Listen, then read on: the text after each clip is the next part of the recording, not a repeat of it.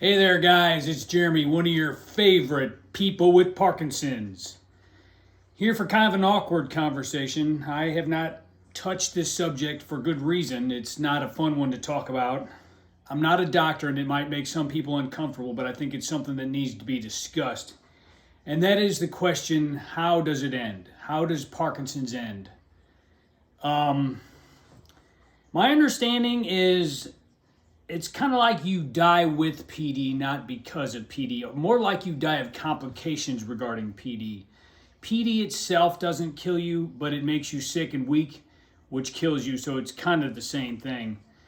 The two most common ways, from my understanding, having talked to my doctor, once again, I'm not a doctor, don't take anything I say like you would a doctor, ask your own doctor, is falling and choking, more so like pneumonia, not being able to get fluid out of your lungs. Which, if you think about it, those are pretty common ways for most people to die. It's just we will probably succumb earlier than some people have a healthy brain. I will say this, I did not watch a close relative die and suffer from this terrible disease. So my perspective may be a little bit different. I know I'm in a support group for Parkinson's, and a lot of the people there, some of the people there have had close relatives that have suffered for years with this disease. I don't really have a family history of Parkinson's. I have one great uncle on one side of my family, pretty distant connection. He's the only one that I know of so far that's had PD, and I'm the only one that has young onset, so go figure. So my situation is a little bit different. I was diagnosed 10 years ago, so I've got a wife and a 10-year-old son that need me. I've struggled with depression for years before being diagnosed, and it took me to a very dark place. There's my doggie. Maggie, what you doing?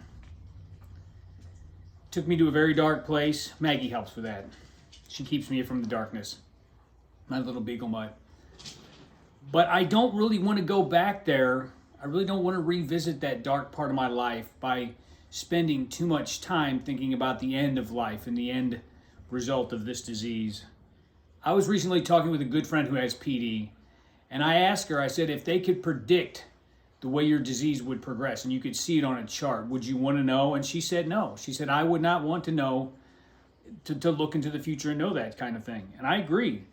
Would it help to know, I guess, in the long-term financial planning and that type of thing, but I think it would sort of take the spice out of the rest of your life if you knew how you were going to die.